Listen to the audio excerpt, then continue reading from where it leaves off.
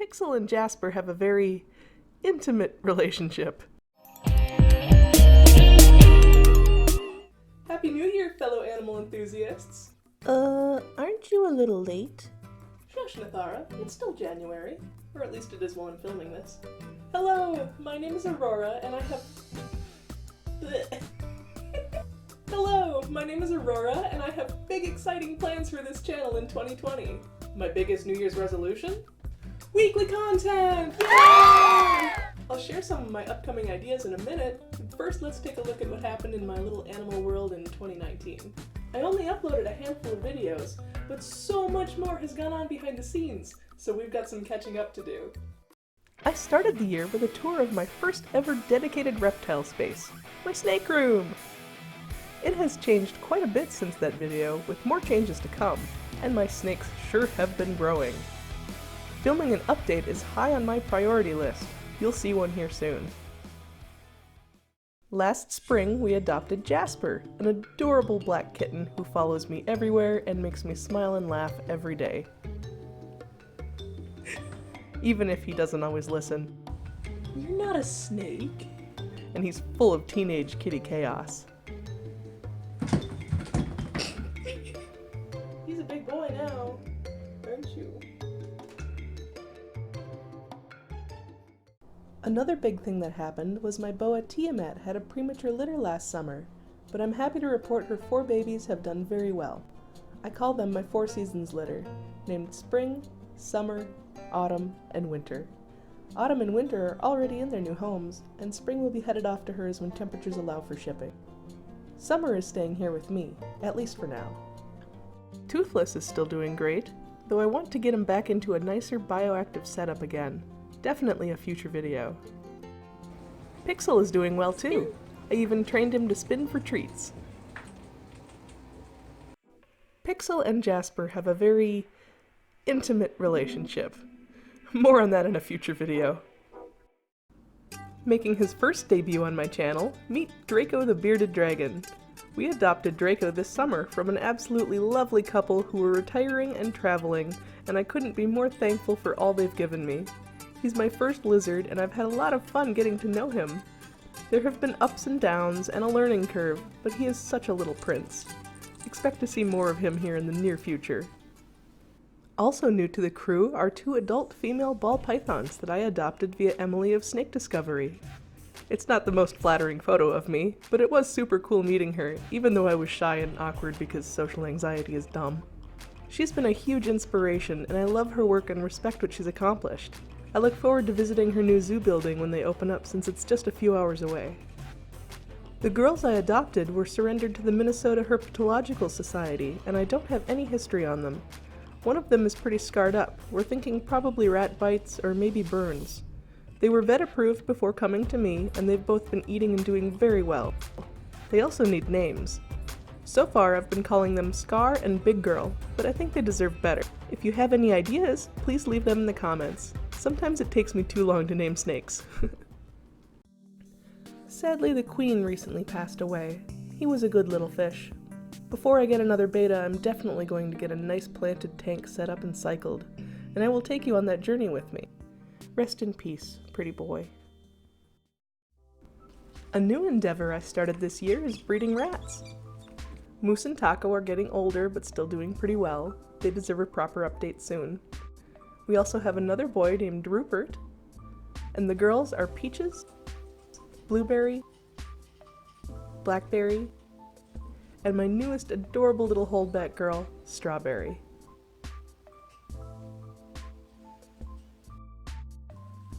I also started keeping and breeding mice.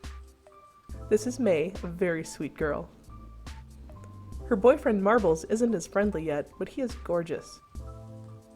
I caught their first date on camera a couple months ago.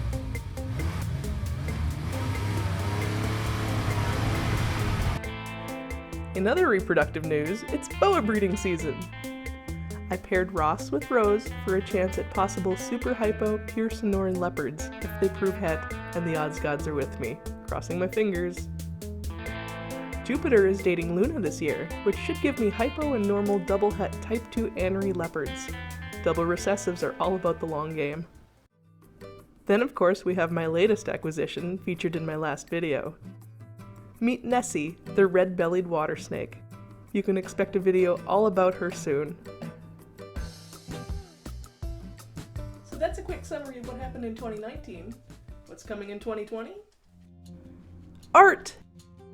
Something I haven't shared on this channel yet is my art, my original creative passion, and I want to incorporate it a lot more in future videos in one way or another.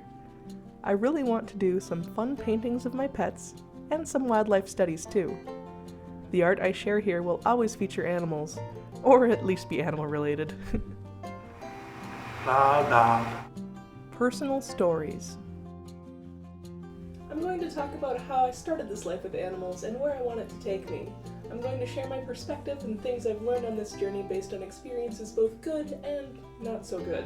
You'll be able to learn from my mistakes so you don't make the same ones. Enclosure upgrades and bioactive builds. 15 years ago when I started keeping snakes, I went with the minimum standards to save on money and space, like most people were doing. I've learned a lot in that time, and I think it's extremely beneficial for snakes, especially boas, to have more space to move around in their enclosures. I want to continue to work toward a higher standard of care, and I think larger naturalistic vivariums with cleanup crew are the way to go.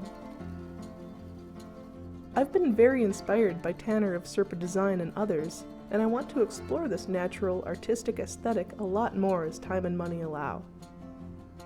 Speaking of time and money, DIY and budget animal husbandry. I don't have a lot of extra money laying around. My only real savings is in the form of living, breathing art. They are both assets and liabilities at the same time, but I love them and I want to continue to grow my reptile hobby business while improving both their lives and my own. Many pet tubers seem to have beautiful, immaculate homes and the best of the best in everything possible. I wish that were me, and maybe it will be someday, hopefully. But for right now, I'm very budget conscious and still working my way up. Because of this, I've learned quite a few do-it-yourself tricks and ways to save money and be more efficient while also keeping my animals happy and healthy, and I'm excited to share those things with you. Controversial animal topics. Sometimes I'm going to talk about things with a perspective you may disagree with, but I hope we can have a civil discussion and learn from each other. I think it's important to find middle ground and try to see both sides, even if you ultimately choose one or the other. Topics I plan to discuss include things like live feeding, breeding animals with genetic issues, keeping animals as both pets and livestock, and the misinformation surrounding rabbit care, to name a few. And finally, fun animal videos. You can expect entertaining and informational care guides, animal facts, how-tos, interesting stories, and whatever's going on in the lives of my weird animal family. And yes, I'm expecting to add a few new family members to the menagerie this year, including more of the slithery variety, probably something with 8 legs, and a big fluffy beast, maybe. But that's all I'm going to say for now. If you enjoyed my recap of the year and you're excited to see more in 2020, please hit the thumbs up and subscribe button down below. Whether you're a newbie or an oldbie, tap the bell icon and choose all to make sure you don't miss an upload, because I've got a lot of fun stuff in the works. I really want to get to 1,000 subs, and maybe you can help me reach that goal. Follow me on Instagram as Aurora Exotics, and my Facebook page is Aurora Boas. Because apparently Facebook doesn't allow you to have the word exotic in your page name.